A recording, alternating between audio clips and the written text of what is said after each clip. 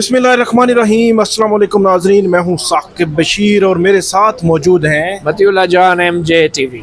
हम बात करेंगे अहम मौज़ूआत पे। आज 10 मुहर्रम है और कल से दोबारा पहला वर्किंग डे होगा और PTI की जानिब से 10 मुहर्रम के बाद एहतजाजी तहरीक शुरू करने का ऐलान किया गया था। इमरान खान की जो बहन है नौरीन नियाज़ी, वो उनसे मिली थी और उन्होंने अडयाला जेल के बाहर आकर ये बात की थी कि इमरान खान ने ये कहा है कि 10 मुहर्रम के बाद एहतजाजी तहरीक शुरू की जाए। इस हवाले से PTI ने क्या तैयारियां की हैं, कौन से चैलेंजेस उनके सामने होंगे और 26 नवंबर के एहतजाज के बाद क्या PTI के लिए कोई एहतजाज की स्पेस मौजूद है भी या नहीं, इस तमाम तनाजुर पे जो है वो बात करेंगे। और इसके अलावा हमारा मौजू होगा आसिफ अली जरदारी, उनको सदारत से हटाने के हवाले से खबरें गर्म हैं और ये सीनियर सहाफ़ी एजाज सैयद, उनकी ये खबर थी, उन्होंने 2 रोज़ पहले ये खबर दी कि इस हवाले से तैयारियां शुरू कर दी गई हैं और आज फिर उन्होंने ट्वीट किया और उन्होंने ये कहा कि मैं आज भी अपनी खबर पर कायम हूँ कि आसिफ अली जरदारी को सदर की कुर्सी से हटाने के लिए काम शुरू हो चुका है। और उन्होंने अपनी 2 पहले की खबरों का भी हवाला दिया कि जब उन्होंने खबर दी थी तो उस हवाले से इस किस्म की चेमगोइयाँ थी, तरदीद आई थी, लेकिन बाद में सच्ची साबित हुई। इसके अलावा हम बात करेंगे कि कायम मकाम चीफ जस्टिस ऑफ पाकिस्तान, उनके जो पर है वो काट दिए गए हैं। जो इख्तियारात उनके पास होते थे वो इख्तियारात ख़त्म कर दिए गए हैं। ये इख्तियारात ख़त्म करने की वजह क्या है कि जब चीफ जस्टिस ऑफ पाकिस्तान जैसे याह्या अफरीदी बैरून मुल्क जाते हैं या जाएंगे तो उनकी जगह जो एक्टिंग चीफ जस्टिस होगा डेफिनेटली जस्टिस मंसूर अली शाह होंगे। तो जस्टिस मंसूर अली शाह के पास कौन से इख्तियारात नहीं होंगे और वो कितना उसका इम्पैक्ट है उन इख्तियारात के होने का भी और इख्तियारात के ना होने का भी, और क्यों जो है वो उसको रिडंडेंट कर दिया गया है एक्टिंग चीफ जस्टिस के उस ओहदे को। इस पे तफसील के साथ बात करेंगे कि जस्टिस याह्या अफरीदी को खौफ किस चीज़ का है। इसके अलावा आखिरी जो हमारा मौजू होगा 3 जजेस जो है वो 2 सुप्रीम कोर्ट के जजेस जस्टिस मंसूर अली शाह और जस्टिस आयशा मलिक, उनकी और जस्टिस बाबर सत्तार, उनकी एक तस्वीर वायरल हुई कल सोशल मीडिया पर और उस हवाले से काफ़ी तजिए तबसरे भी हुए। तो उसके तनाजुर पे बात करेंगे कि वो कहाँ थे, क्यों गए हुए थे, इंडिपेंडेंस ऑफ जुडिशरी या जो चैलेंजेस हैं जुडिशरी को पाकिस्तान जैसे ममालिक में, उन चैलेंजेस की बात वो वहाँ पे करने गए हुए थे। हालांकि उनको पाकिस्तान में अगर देखा जाए तो सुप्रीम कोर्ट या हाई कोर्ट्स में इन जजेस को साइडलाइन किया जा रहा है और वो जजेस जो आइनी बेंचेस के सरबराह हैं, आइनी बेंचेस में मौजूद हैं, बड़े बड़े फैसले कर रहे हैं, वो हमें इस किस्म की कॉन्फ्रेंसेस में, इंटरनेशनल लेवल की कॉन्फ्रेंसेस में नज़र नहीं आते। इसके असरात पर भी बात करेंगे। मतीउल्लाह जान साहब से हम शुरू करते हैं। सबसे पहले PTI ने एहतजाजी तहरीक का जो है वो ऐलान किया है और ये 26 नवंबर के बाद PTI का पहला आप ये कह सकते हैं प्रोटेस्ट होगा, क्योंकि 26 नवंबर ने उनको संभलने नहीं दिया, बल्कि मैं ये कहूँगा कि 26 नवंबर का जो एंड था शायद वो आप पे ही या हम पे ख़त्म हुआ था और उसके बाद मामलात पता नहीं किस तरफ बढ़ गए। 26 नवंबर एहतजाज पे जो PTI के वर्कर्स की हलाकतें हुई थी, जो ज़ख्मी हुए थे, उस वक्त PTI का क्लेम था कि कुछ लापता भी हैं। उस हवाले से इस्लामाबाद की जो डिस्ट्रिक्ट जुडिशरी है वहाँ पे एक दरख्वास्त भी दायर हुई थी। उस दरख्वास्त पे PTI की जानिब से जो है वो 1% भी पेशरफ्त नहीं है, उस पर भी बात करते हैं। लेकिन अभी ये बताइए मतीउल्लाह जान साहब के 10 मुहर्रम के बाद मतलब कल से PTI एहतजाजी तैयारियां करेगी, उनके पास ऑप्शंस क्या हैं, खदशात क्या हैं, कौन से रास्ते बंद हो चुके हैं और क्या उसी तरह का फ्री हैंड उनको मिलेगा? उस वक्त भी फ्री हैंड तो नहीं था, लेकिन क्या अब स्पेस मज़ीद कम हो गई है? बहुत शुक्रिया साकिब बशीर। पहली बात तो यह है कि पाकिस्तान में सिर्फ PTI के एहतजाज पे पाबंदी नहीं है। यहाँ पे एहतजाज की जो रवायात थी, जो कल्चर था, जो ट्रेडिशन थी, इस सब को ख़त्म कर दिया गया। और आप ये देखें कि फ़लस्तीन के हक़ में मुज़ाहरा भी करना अब मुश्किल हो गया है। लापता अफराद के हक़ में मुज़ाहरा करना तो पहले ही मुश्किल था और सिर्फ पीटीआई के एहतजाज की बात नहीं, कोई भी सियासी जमात जो है आप देखेंगे अब वो एहतजाज का नाम नहीं लेती और लोग सड़कों पर नज़र नहीं आ रहे हैं। और जो सियासी किसी भी सियासी जमात की लाइफ लाइन होती है वो स्ट्रीट प्रोटेस्ट होती है। लेकिन आजकल हालात ये हैं 26 नवंबर के बाद जब से गोलियां चली इस्लामाबाद शहर में और 14 अफराद हलाक हुए और गोलियों से हलाक हुए, कोई तफ्तीश नहीं, कोई तहकीक नहीं, कोई कमीशन नहीं, कोई कुछ नहीं, कोई सीसीटीवी फुटेज नहीं, कोई सीसीटीवी फुटेज नहीं, कोई कुछ नहीं। तो और फिर उसके बाद आप ये देखें कि बजाय इसके कि वो 14 हलाकशुदा बंदों के हवाले से कोई इंक्वायरी होती, कोई तहकीकात होती, 26 नवंबर के हवाले से दर्जनों दहशतगर्दी के मुकदमात दर्ज किए गए और लोगों को जेलों में डाला गया और इवन इतना हालात प्रेशराइज कर दिया गया था कि जो ज़ख्मी लोग हैं वो अस्पताल से अपने ज़ख्मों समेत फ़रार हो गए, सिर्फ इसलिए कि हमें ज़ख्मी हालत में अस्पताल से ना कोई गिरफ्तार करके जेलों में डाल दे। और ऐसा हो भी रहा था कि लोगों को इतना टेरराइज़ किया हुआ था। आज तक बहुत सी फैमिलीज़ जो हैं उस हवाले से सामने आने से गुरेज़ा हैं। और तो और जो 14 अफराद हलाक हुए हैं, जो शहीद हुए, उनकी फैमिलीज भी अब सामने आने से गुरेज हैं। इतना टेरराइज किया गया। एक फैमिली जो है वो आई थी, उसके वालिद आए थे, लेकिन यहाँ पे जो अफजल मजोका हैं जज साहब, उन्होंने फिर कहा कि लेकर आए ना, कोई कागज लेकर आए, फिर हम देखेंगे। तो ये एक किस्म की हम देखेंगे वाली की पैरोडी है जो अफजल मजोका साहब कह रहे हैं। तो वो हम देखेंगे दूसरी साइड वाली बात है। बट एनीवे, आपने कहा कि 10 मुहर्रम के बाद एहतजाज की जो खान साहब ने कॉल, देखिए खान साहब जो हैं इस वक्त एक जिसको कहते हैं वैक्यूम में बैठे हैं। उनके अपनी क़यादत के साथ बाकायदा राब्ते नहीं हैं, तसलसल के साथ राब्ते नहीं हैं।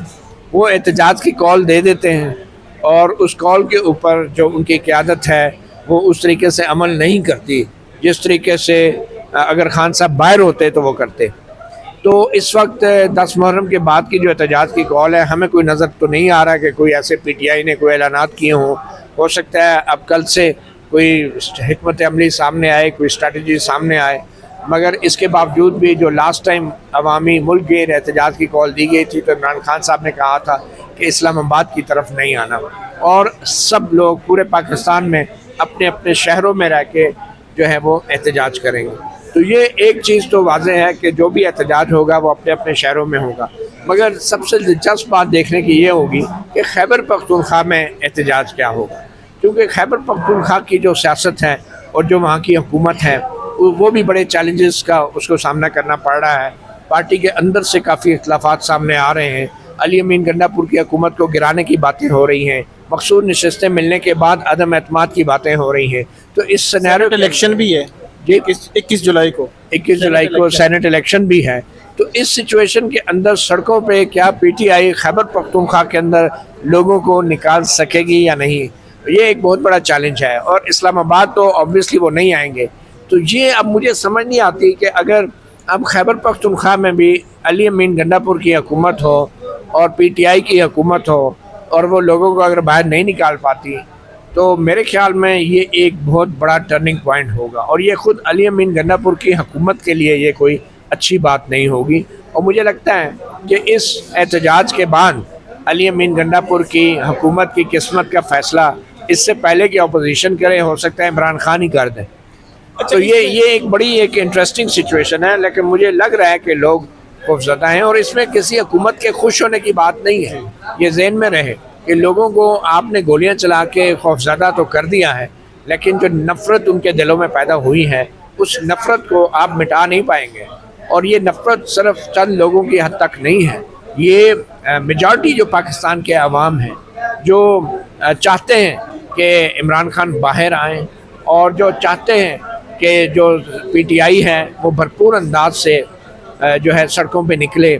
तो मेरे ख्याल में ये एक बहुत बड़ा चैलेंज होगा पीटीआई के लिए भी, इमरान खान के लिए भी और अली अमीन गंडापुर के लिए भी। और ये एक टर्निंग पॉइंट भी हो सकता है पीटीआई की मुस्तकबिल के हिसाब से। एक चीज़ तो बिल्कुल आपने जो है वो दुरुस्त पॉइंट आउट की कि जो लोग जो है वो अगर बाहर नहीं निकलते तो ये ओवरऑल सियासत के लिए कोई अच्छा साइन नहीं है, क्योंकि किसी भी प्रोटेस्ट पर, किसी भी एहतजाज पर पॉलिटिकली जो वर्कर्स हैं वो बाहर निकले हुए हों, उन पर गोली का चलना एक्सट्रीम लेवल होता है कि गोली के सामने तो डेफिनेटली कोई नहीं खड़ा हो सकता। तो जो तादाद में इसमें सिर्फ एक क्लियर कर दूं बात कि आपने देखा होगा कि जब भी इमरान खान या पीटीआई एहतजाज की बात करती है तो हुकूमत की तरफ से, कुछ सहाफ़ियों की तरफ से, कुछ व्लॉगर्स, तज्ज़ियाकारों की तरफ से मुज़ाकरात की बात शुरू हो जाती है कि जी मुज़ाकरात जो है, और फिर वो कोट लखपत जेल से वो ख़त भी सामने आ गया।